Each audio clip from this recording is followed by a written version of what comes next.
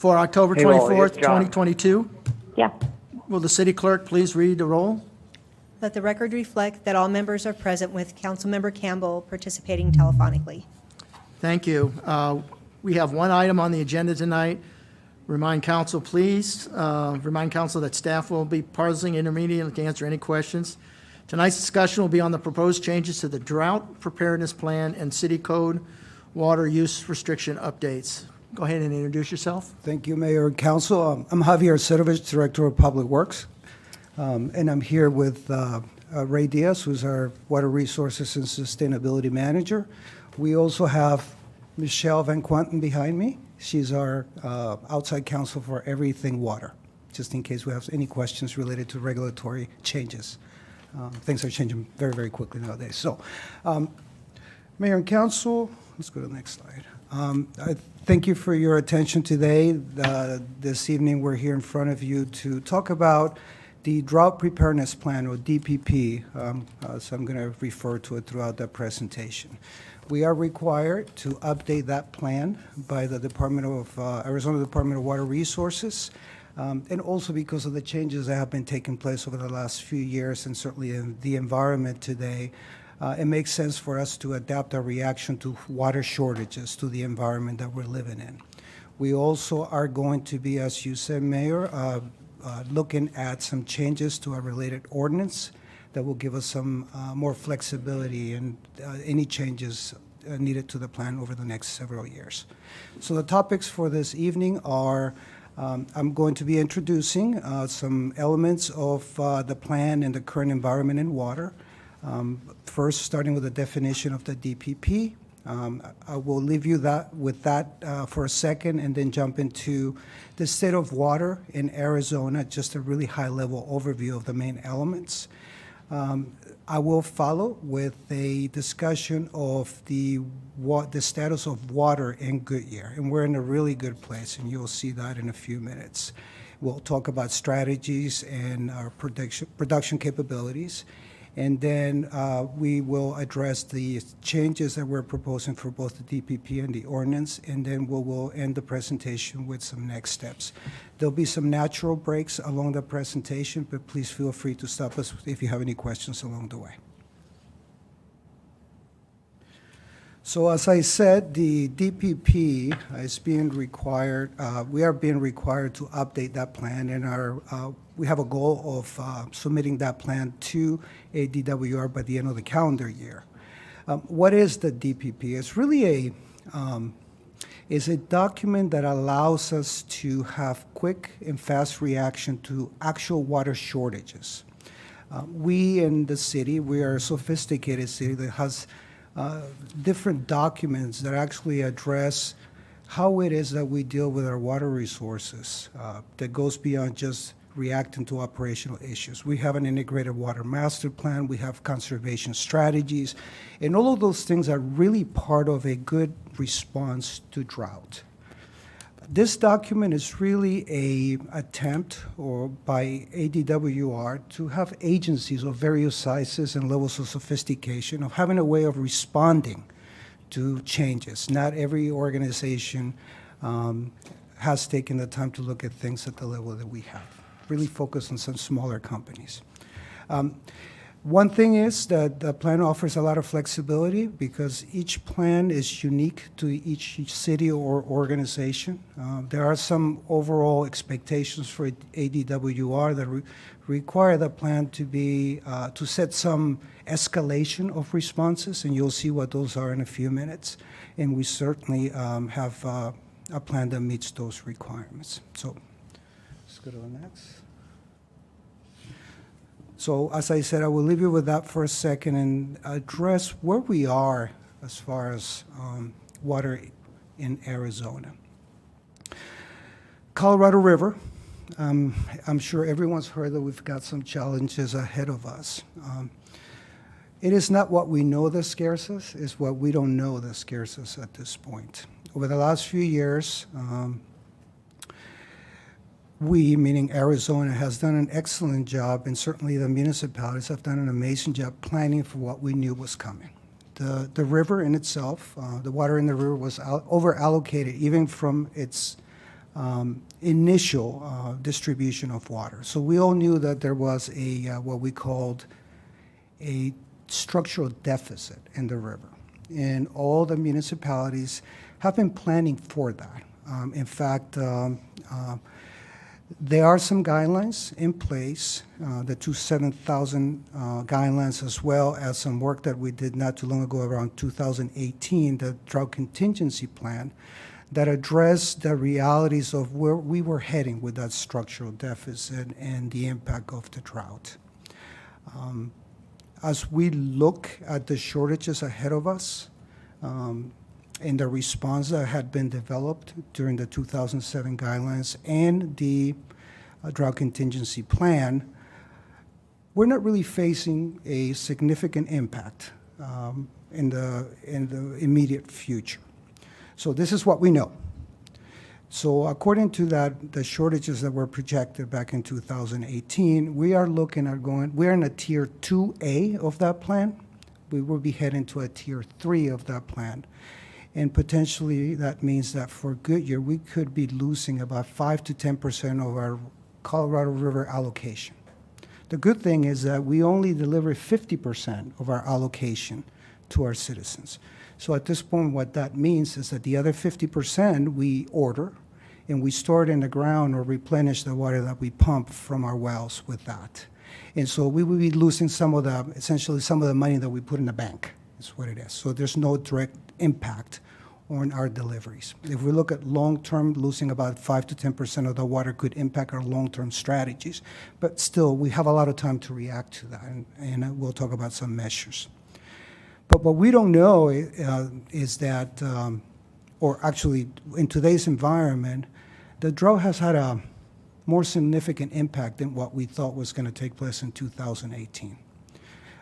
To the point where the federal government has entrusted those states that draw water from the Colorado River, both upper and lower states, to work together to devise strategies to save from 2 to 4 million acre feet a year of water from the Colorado River in order to stabilize that system. That is a huge range.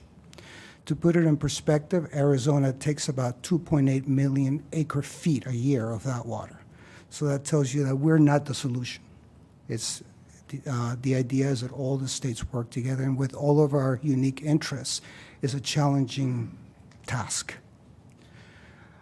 If that doesn't take place, we are expecting the federal government to step in and dictate some cuts. And that's what scares us. We don't know what's coming. But what we do know that if we continue on the path that we are, and I'm sorry for giving you some bad news, but I think there's light at the end of the tunnel. If we continue on the path that we are, we could potentially be in what is called dead pool in 2027.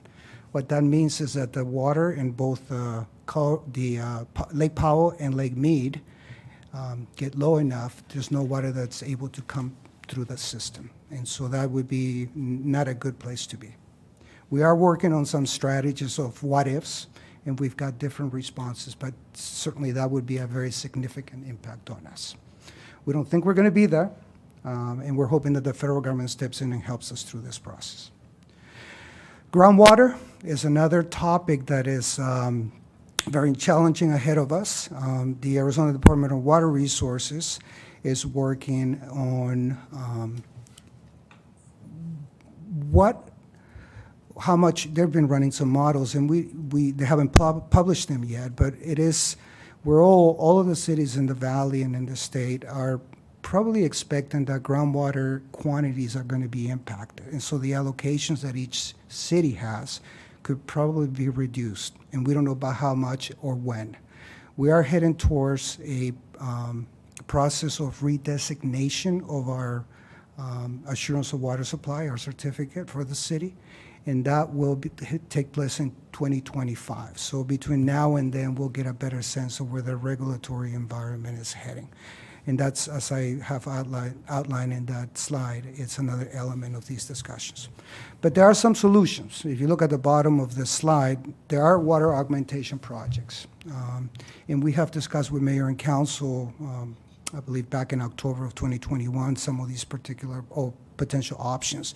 And direct potable reuse is an option that will probably extend our resources for some time as we bridge to a long-term water augmentation solution for the state. Just one last word on this slide is the status where we are right now, or the values where we are right now, because water has been imported through the SRP system first, then the CAP system came in place. Regulatory environment was very protective of our groundwater in 1980. So we need another big one, and it's coming. It's coming. We know it's coming. So that's where we are. Now, if we look at Goodyear, we're actually, this is some good news.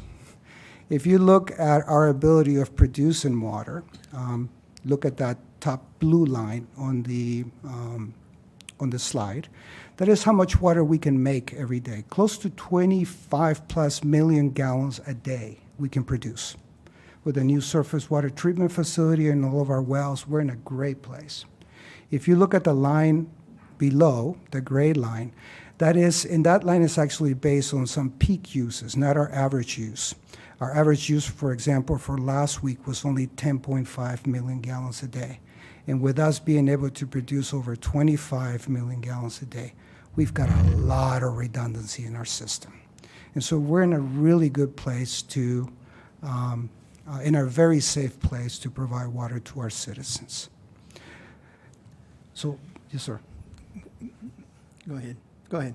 A quick question. So with that demand line or production line, with the cuts or any potential future cuts, how close does that get to there? So thank you for that question. As long as we're getting water into the plant, and so that means that we would have to be cut over 50% of our river allocation for water not to get to our water treatment facility. I mentioned before that we have some what ifs this happened.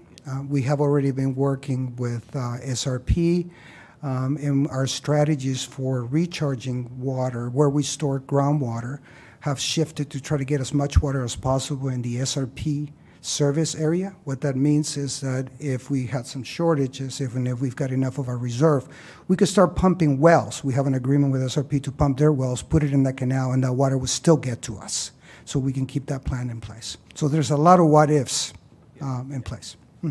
But again, the cuts would need to be significant for us to lose 50% of our allocation, or we would have to hit dead pool, which I don't think that's going to happen. Go ahead, Laura. So this graph shows this year's demand, and we've been growing tremendously. Lots of multifamily, lots of businesses coming in. So how does this compare with past?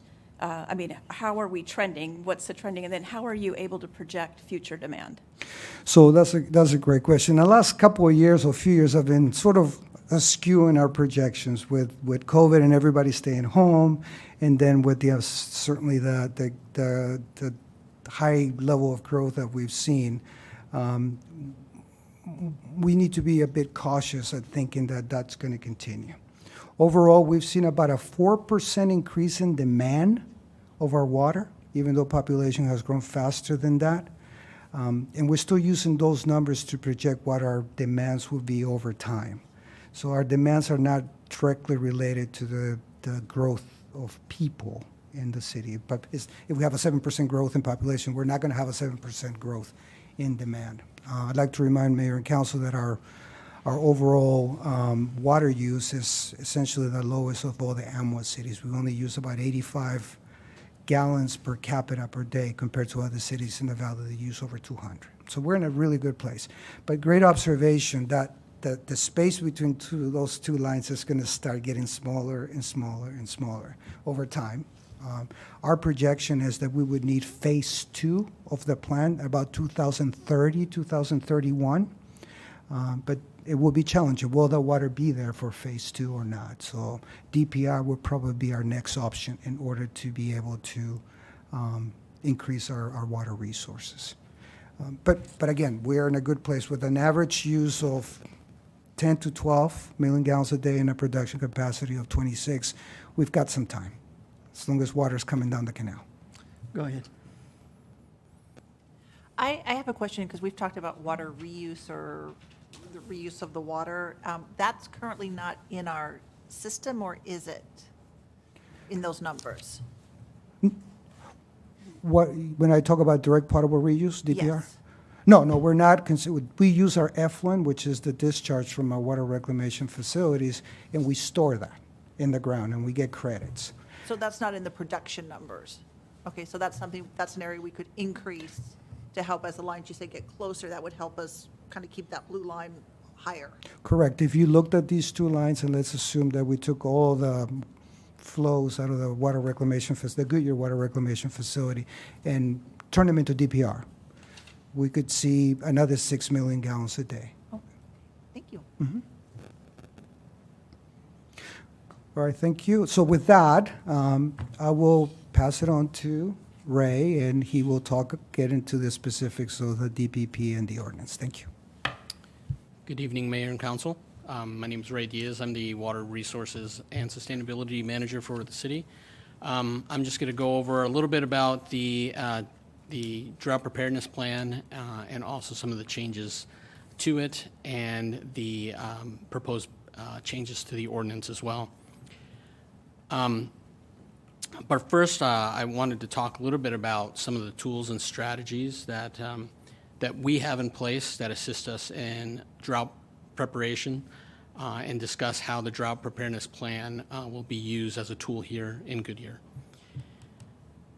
Long-term planning is something that we do, and we use the Integrated Water Master Plan, or the IWMP, to help us. The tool helps identify overall water needs to support growth. It identifies potential water resource alternatives, and it identifies opportunities for regional collaboration to help us find where the next bucket of water will come from.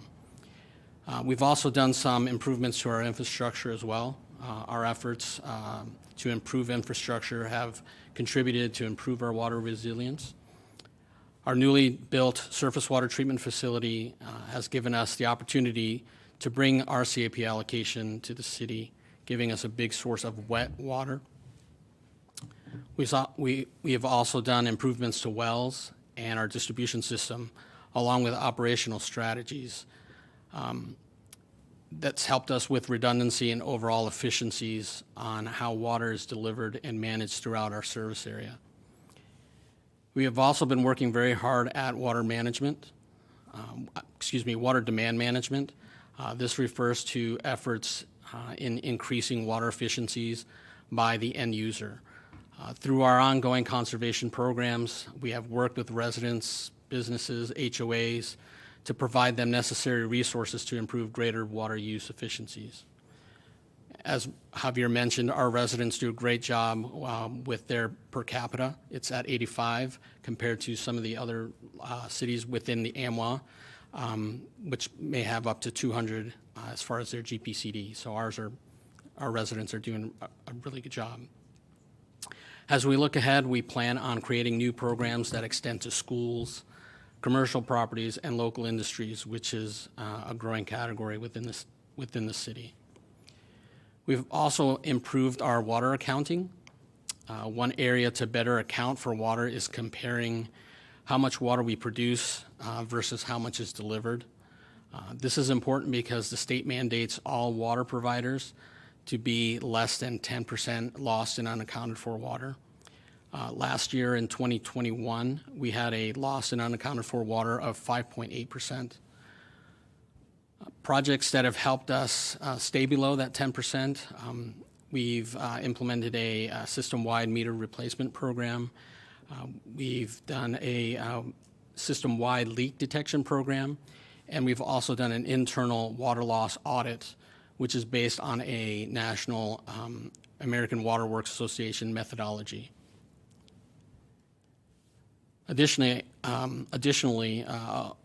a holistic approach to water accounting can be taken by viewing the relationship of our existing water portfolio versus annual demands. This is similar to how we would manage our personal finances, in that we don't want our expenses to exceed our income or savings. We have worked hard in the past year to collaborate with our GIS team and a local consultant to develop tools to help us better track growth and development and water demand within the city. So. And lastly, we have the DPP. The DPP is an operational plan to help us in maintaining our ability to deliver water.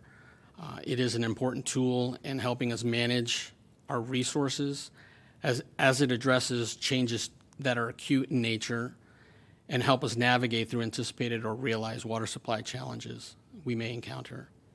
We'll discuss the DPP in more depth in the next slide.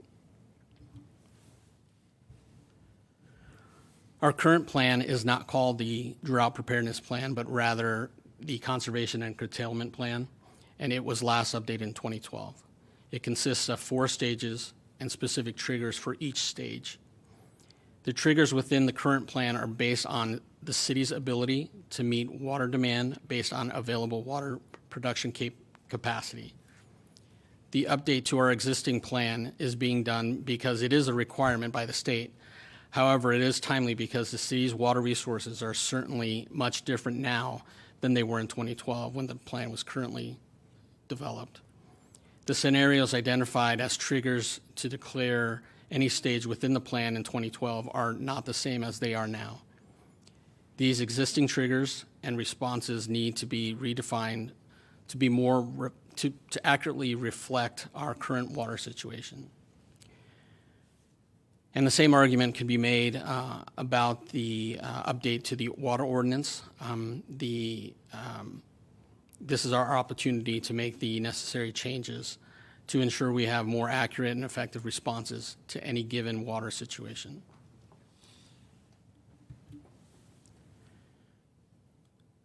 So we'll discuss the proposed changes. The name of the plan referenced within the ordinance needs to reflect the state's requirement of drought preparedness plan. As I mentioned in the previous slide, currently the plan is called the Conservation and Curtailment Plan. The drought preparedness plan is what it needs to say per the state. The ordinance does have specific references to stages and implementation. We recommend removing these from the ordinance as the DPP lists those triggers within the plan and also provides a more comprehensive set of actions and procedures that will be taken for each of the stages of the plan. Eliminating these items from the ordinance will help provide greater flexibility to staff should there be any need for minor updates. The plan could then be updated without making additional changes to the ordinance. That is the primary focus of the ordinance changes. On the right of the slide in front of you, these are the changes to the existing curtailment plan being proposed. As we mentioned with the ordinance, the name of the plan needs to reflect the state's requirement of calling it the Drought Preparedness Plan. The plan will focus on specific operational responses to acute changes in our ability to provide water to our customers. It does not focus on planning or strategies that deal with impacts to our water resources. Our integrated water master plan and water conservation plan are more focused on those impacts. The DPP focuses on an immediate need to reduce water demand and outlines specific actions the city can take to bring about those reductions. It is important to note that stages 2 and 4 are responses to our ability to meet water demands. Stage 1, however, is a response to impacts to our water portfolio, but not in our ability to deliver adequate amounts of water to meet demands. For example, if our CAP allocation gets reduced by 5 or 10%, it will not impact our water resources portfolio. It will impact our portfolio, but it will not impact our ability to deliver water. Declaring a stage 1 would help highlight the need to enhance conservation measures and strategies to be implemented.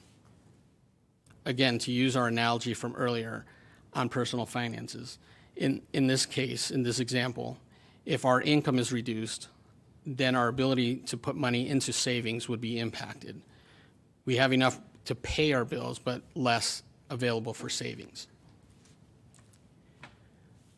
Lastly, the city manager will be the one implementing the stages. The updated plan does allow the city manager flexibility on when to implement the plan and also how to best respond to each unique situation. Responses to water issues will be faster in the new plan as it eliminates the need to consult with council directly prior to stage implementation. And I can stop there if anybody has any questions.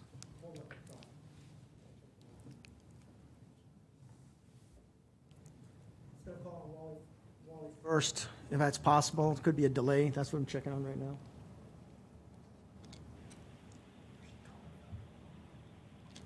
It has to do with the system.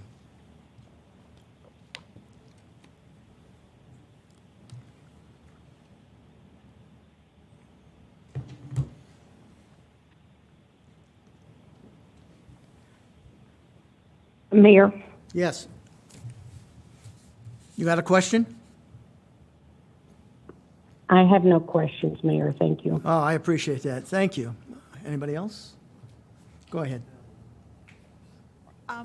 So when we break it down into the stage one here, the water watch, would that be something that could possibly be triggered because of the action on the Colorado now? So we would probably kind of be triggered into that one as it's set forth?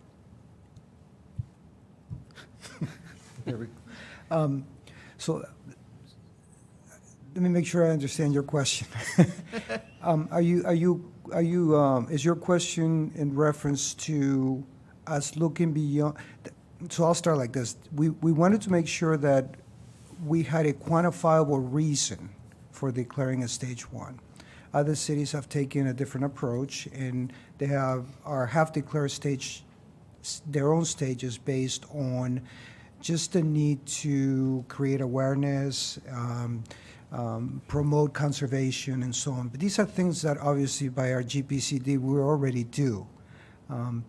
We were focused more on presenting a quantifiable trigger point. And so as Ray specified or identified, it really would be based on, for example, ours going to tier 3, a 5 or 10% reduction in our water portfolio, meaning our bank account.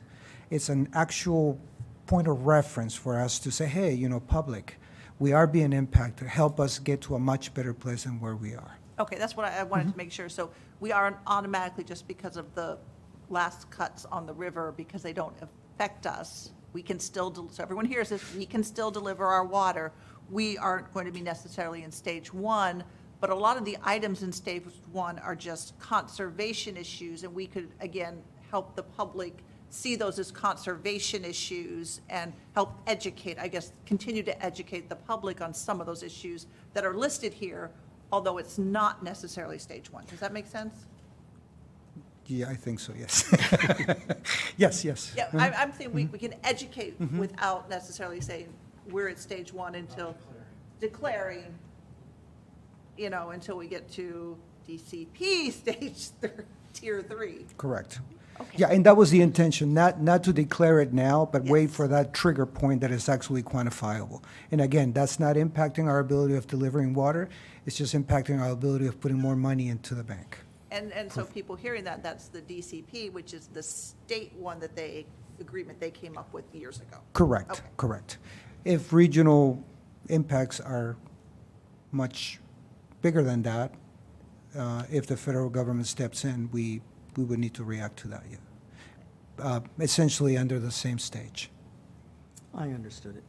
Thank you. Bill, anything? No. Patrick? I appreciate you trying to quantify a trigger. In my opinion, I think that it's actually too low of a trigger. I think that, and I've worked on DCP and the drought stuff, I think that my fear is the public is getting too used to this, right? And so when we're triggering things, they're not taking it serious, right? And so, and I don't believe that they'll take it serious up until the point we say, you gotta stop watering your lawns or you're, you know, rationing water of some sort. And so, I mean, if people think that helps, I just think that I get exactly what you're saying, that we don't have as much water coming in, but I don't know that it does much to have a trigger at that particular point. I think it has to be much more before we alert the public. I mean, we need to continue to talk about conservation, all those things. I just don't, that's just my opinion. I think the trigger is far too low. Brandon? No, I appreciate all the hard work and trying to get us more up to date on the plan, and also having those triggers in place that are more updated as well. But yeah, but like Councilmember Brace mentioned as well, I think conservation is always going to be a strong portion of this for the plan to be how it's enacted. And I know we're still working on the outcomes or the suggestions from the water conservation group and still enacting those. And I'm not sure what this is going to look like, but water is obviously very, very important, and we always need to keep an eye on it. So I appreciate you and your diligence to continue to bring forward more proposals and to make us more efficient water, and also how we respond to the water as well. So, so yeah, so a lot more to come. I like the flexibility the city manager has in there also, because we're gonna have to be flexible if things come down from the government or the state, and how we need to respond to those to make what's in the best interest of our citizens as well. So, so yeah, so I appreciate it. Definitely keep us posted if we need to be more progressive, or more, if the tiers have to be something more, I guess the Councilmember Bray's point, more meaty, or more, I don't know, have penalty in there to where people will actually take it serious. I'm not sure what that would even look like, but, or if we want to go that route, but just open to different ideas. So thank you. Anything more? Okay. Yeah, I think you've got all good points coming across here, but on Councilmember Ray's point, you don't want to scare them too early, because they're not going to do anything. You want it at a point where we really can't deliver, or it's going to require them to take some real steps on using less water. So, go ahead. Mayor and council members, so if I want to ask you a question, so if I understand this correctly, what you're saying is that maybe we should adjust our stages based on an actual, as we get a lot closer to an actual impact in our inability of delivering, so we don't cry wolf, so to speak. I would agree with that statement, 100%. Okay, thanks. And but that's just my, No, I would agree with it also. Looks like you're getting consensus. Can I add something to that? Go ahead. Yeah, I think it's, my own, I can never see. You're on. I think it's important we don't cry wolf. I think that's a very good point. We don't want to cry wolf, but we really want to use education before we start, you know, like you were saying, fining, you can't do that. There's a lot of intermediate steps that I think you can do to educate the public and save a lot of water. And I think we need to make sure that we do tell our story, that the city uses what is much less water than it did. Cities use less water than they did in the 50s. We are not the largest water users in this state, and I think that needs to be told, that our businesses are, you know, when these chip manufacturers come in, although they use water, they recycle their water. And I think that's an important part of the story when we tell that, so we don't cry wolf. And people say, don't build. You know, you can't have anything. You don't build a house, don't build a park. I think that's really important, to not that we don't scare people, but that we educate, and that where we can, there's a lot of great things in here that I think we can use as an education before we get to that tier, so we don't scare the development community and scare the growth, but that we are wise and smart with our water, and that we make sure that we build, and we let people know that we're building and growing in a fashion that we understand the water needs.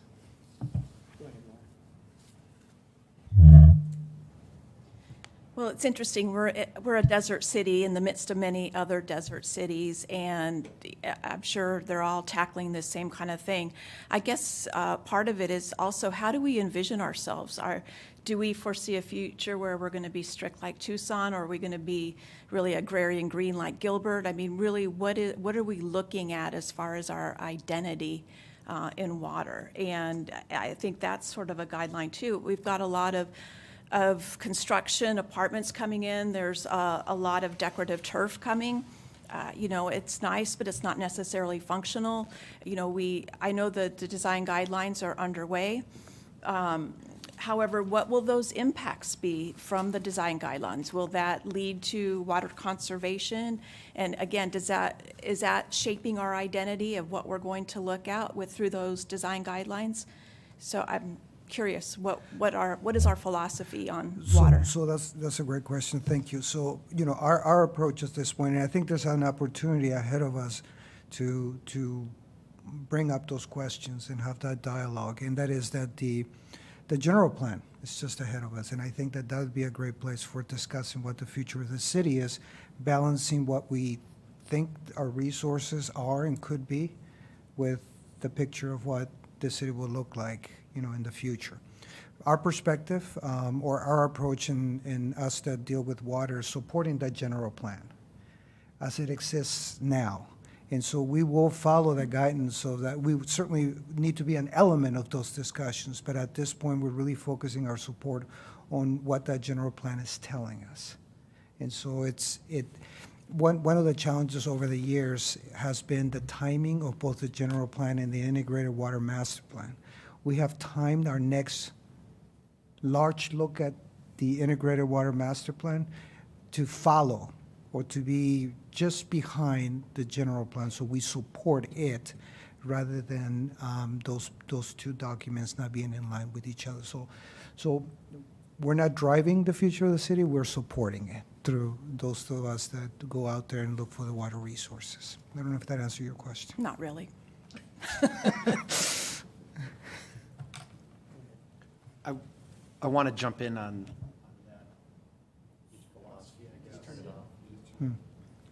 like I barely touched it. So to kind of to jump on that,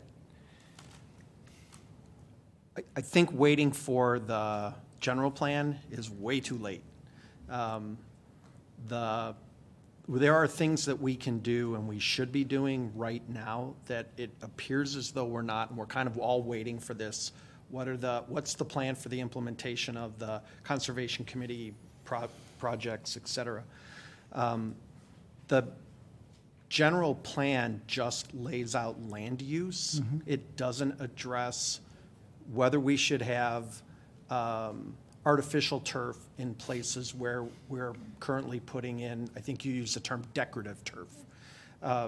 You know, where are those things? Those are the things that are happening right now. And I absolutely agree. We don't want to throw we don't want to throw the red flags up too soon, but I think to pretend that we as a city don't have an issue, we're part of a bigger ecosystem. And when the state is suffering from water loss, we are suffering from water loss, whether we like it or not. So I think we need to stop pretending that this isn't an issue for us, and we need to start taking some action and doing some things that are meaningful toward water conservation sooner rather than later. We are studying the daylights out of this, and we're taking too long. You know, we're in tier 2, going to be 2A, scenario by the Department of Interior. We should have been talking about this at tier 1 and not tier 2A, because tier 2A is really, it's a pretend step. We should really be talking about tier 3, because that's exactly where we're headed unless we have an amazing winter. So I don't want to say I kind of agree. I do agree with Laura, and I think we need to be driving this, and we drive the general plan. We send it out to the citizens for their impact, but staff and us are driving it. And we need to be behind the wheel, moving this needle forward. I can't agree more with Laura on this particular issue. Mayor and Council, if I may add a little to that, no, thank you for those comments. I do agree. I mean, there's a synergy between those two efforts. Again, I want to highlight the conservation efforts in the city and our GPCD of 85. We are pretty efficient. We're the lowest. Once you're the lowest, it gets tougher and tougher to get much lower than that.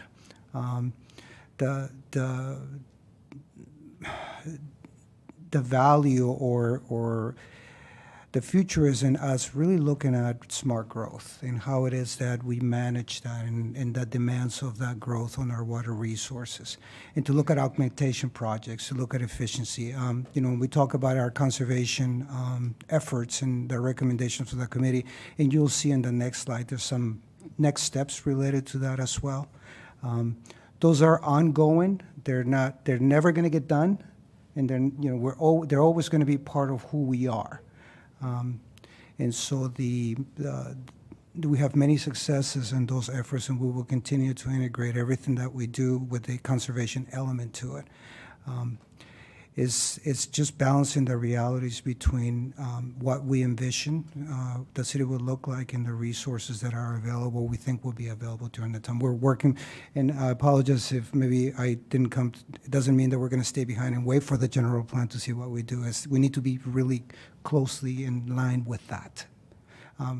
The timing between those two things was never right, and it is going to be right next time. And if I may, if I can just add, the design standards, there are items in there that do address open space and how turf is used in there. So we try to incorporate some of those items in there, but almost to your point earlier, we don't want to go from what we are used to maybe a Tucson or something like that. That where it's a little more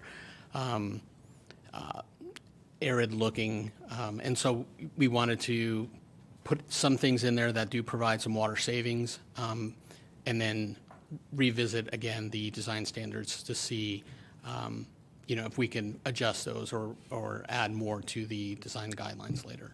Okay, so we haven't put them out yet. We're already looking to possibly revising them. And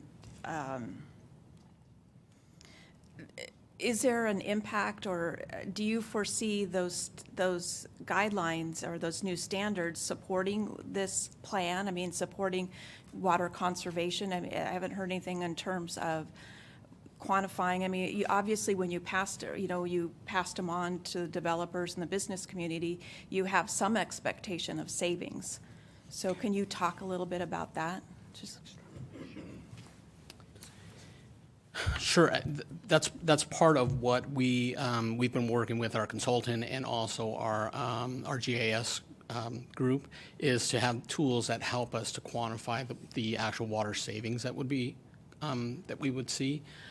So that's in the works. I don't think we have it completely fleshed out yet, but we are working towards that. Okay, all right, thank you. Just one little bit more of information. The Integrated Water Master Plan 2016 identify us having to, through conservation, through build-out. So once we're built out, from today to that date, our conservation efforts should generate about 35,000 acre-feet of resource. And so what we are going to do is, as these guidelines are implemented, we're going to start tracking to see what the savings are, to see if we extrapolate those savings through build-out and see if we think we're going to accomplish those numbers. Now, again, build-out is a picture, a snapshot of what we thought the city was going to be in 2085 or so, and that will change and we'll adjust to it. Same thing. Thank you, Mayor. This is, I think, such an important conversation, and I don't want to rush it because I've heard a couple of different things. In the proposed drought protection plan, the proposal from staff was to have a stage 1, which could be declared based on what's happening within the region. What's happening within the state in the West. And that would allow us to begin talking about more stringent conservation, which I think is what I'm hearing at least a couple voices on council talk about. But we kind of started with some different voices, which were saying, if we're in good shape, let's not cry wolf. And so I'd like to maybe explore that a little bit more when you say, what does the city want to look like? I guess we would appreciate direction as to, do we want to up that conservation game and take that to a different level than where we are currently? Or are we looking to, pursue other water resources like direct portable reuse, which adds to so those are kind of some different conversations, but I think it's a good conversation if we could get a little bit more clarity on where council as a group would like us to go. Yeah, let me just add, I tend to agree with you. I think part of it is on those design guidelines. When you get your feedback from the development community, if you want to go from not real grass to the artificial grass, more desert landscaping, it would be nice to get input on there. But I tend to agree that crying wolf or jumping too far, and this is just my own opinion, jumping out too far ahead of something is, I think, not good as far as scaring the public out there. But I do believe that we can move, this is just my opinion, more forward on some conservation, but I would love to get the input on your design guidelines, because to me, that's where the savings is going to be, especially since we're, 20% built out? So you still got 80% more to build, and you're looking at landscaping and variety of things in there that could save a lot of water, on there. But you don't want to do it in a vacuum without some input of the community on what they want to see. I'm not sure our community wants to look deserty like maybe Tucson. Maybe they like a little bit of mixture in there, but maybe it doesn't have to be real grass. Maybe it can be the artificial stuff to do the decorative piece on there. But I think talking with the outside is helpful to see what the demand is out there. But I don't want to unnecessarily artificially send the alarm. And that's just my 2 cents worth. Anybody else? Go ahead. Turn your...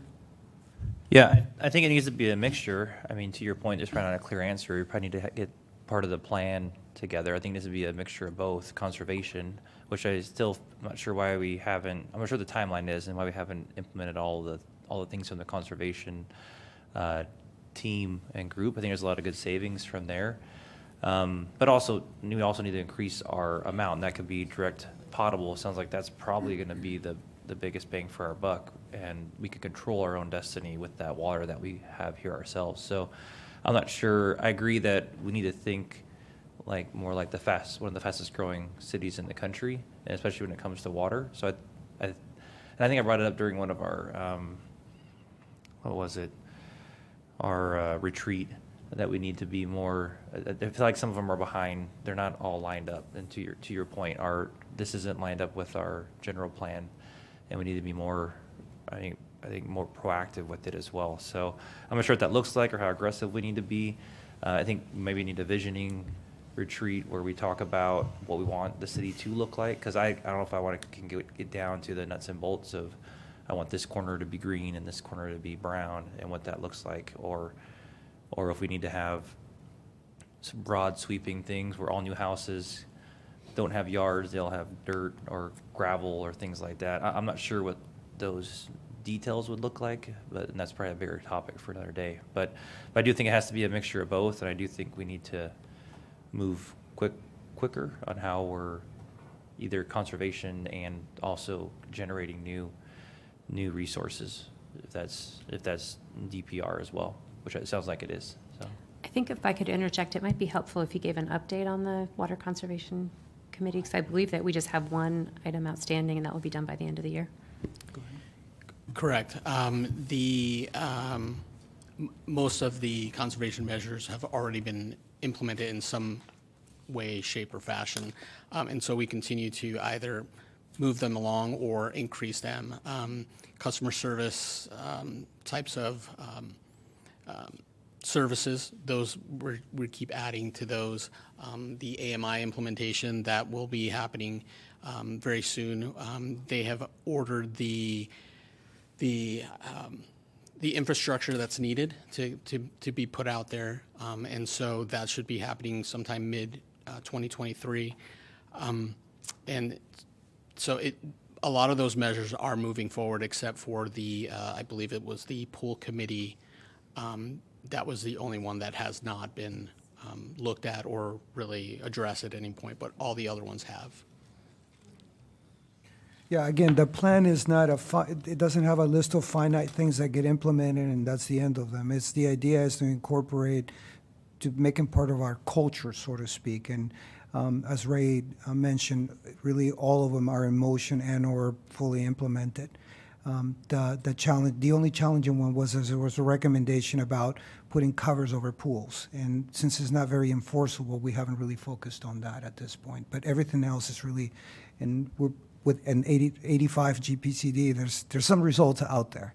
So things are working out.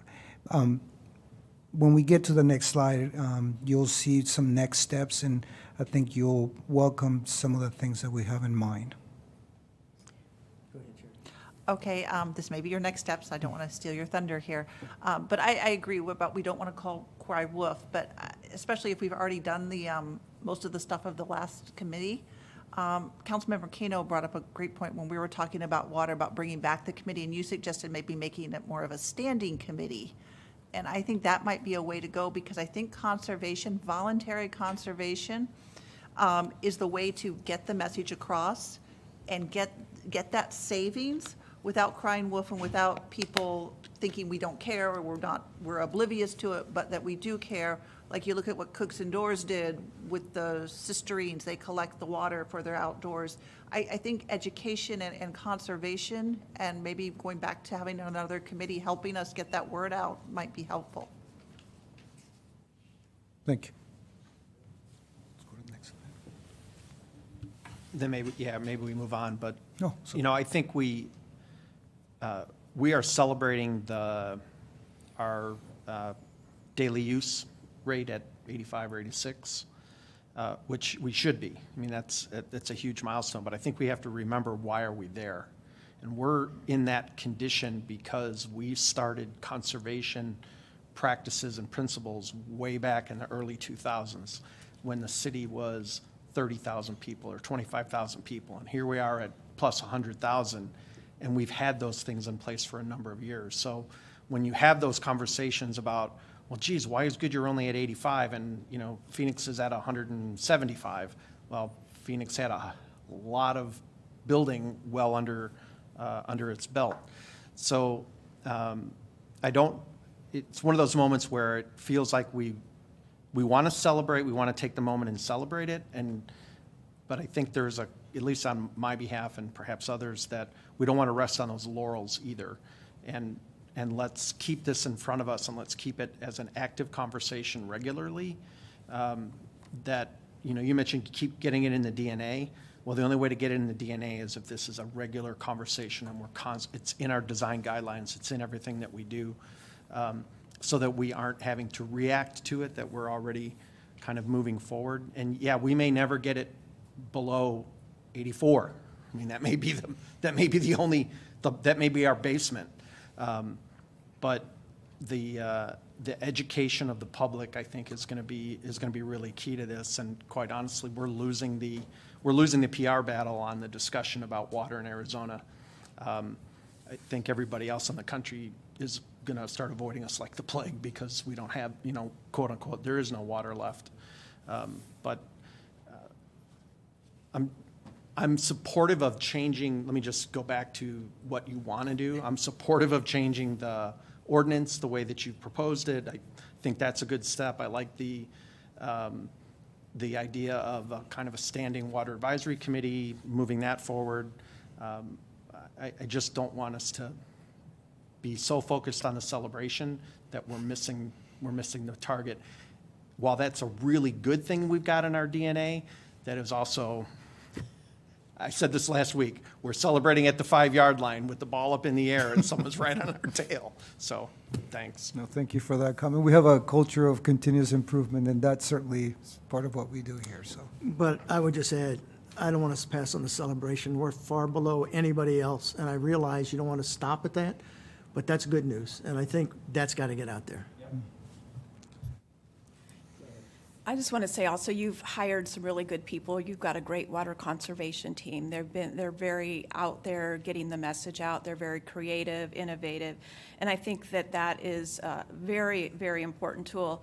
I also think that we've done there's a couple of interesting corridors. The Bullard corridor between Van Buren and Yuma.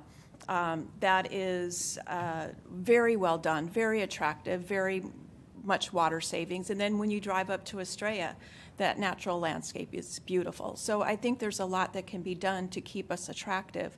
But I think, managing our turf, and I'm not quite ready to jump to DPR, which is a nice fancy name for, other people might call it toilet to tap. And so, there might be energy savings and other mechanisms we can do, technology, before we jump to that as our very quick solution, because I think we have other things that we could do as well.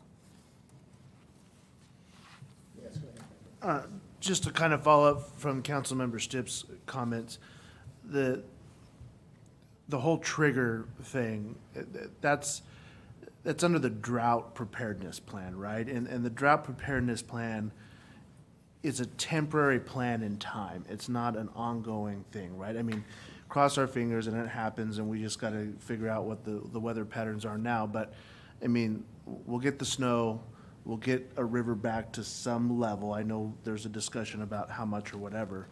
But I want to make sure that we keep that separate from conservation. Conservation should never stop trying to do more and more and more, right? And so that's why I push back on just initiating a tier 1. Look, we're in 2A, and none of the cities are affected, and they're going to fallow 40 to 60% of the farmland in Pinal County. Like, there is going to be serious effects from if we hit Deadpool. That now messes with our hydroelectricity. I mean, a whole system problem that we have. And we are very close to it, and it is scary, but it's only scary for those of the water buffaloes that are sitting in the room, right? And so that's why I caution against initiating those tier 1s so quickly under a drought plan when people are gonna go, well, the water's still coming out of the tap, Susie's still washing her car down the street, like what's a tier 1? So that when we do hit a true emergency situation, people don't take it serious. So I do have a comment on the stages.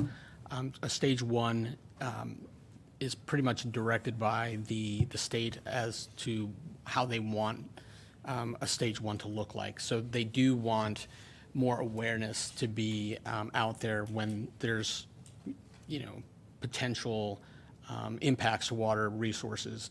And so we put that in our stage 1 because it's a requirement of the state. And so it's reflective of that. But we'll go back and certainly reflect on these comments. But let's talk about next steps. Sure. Next steps, certainly we'll take your direction tonight and bring back to you an updated DPP, updated ordinance, so that council can adopt those. We do have some related actions when it comes to being in a better place with our water resources. As we look to the future, one of the tasks we have in front of us is really to understand Rainbow Valley. We recently launched our midterm integrated water master plan. A big focus of that plan is to understand the existing conditions in Rainbow Valley. The first phase of the study is reviewing and quantifying how much water is really there and who owns it. We are on target to have this information by the end of the year. With all the things ahead of us, it may be beneficial to establish a water advisory committee. This could be a sounding board for all things water related. We need to work on the scope of what that would look like and get very specific on what the committee will and won't do. And so that is our part of the related actions that we have. And with that, take any more questions. Anybody else would like to add at this time? Manager, you okay with what you got? Yes, I think we're good, and Okay. I appreciate the comments about the DPP perhaps being separate from the conservation Yeah. conversation, because I think, to your point, they do serve some different purposes. So, yeah, we'll look forward to digesting the comments and appreciate that we need to have a higher level of focus on All right. water and conservation. Thank you. Thank you. We need about 15 minutes to set up, so it looks like about 6:15. We'll start the next one. So with that being said, no further, this meeting is adjourned.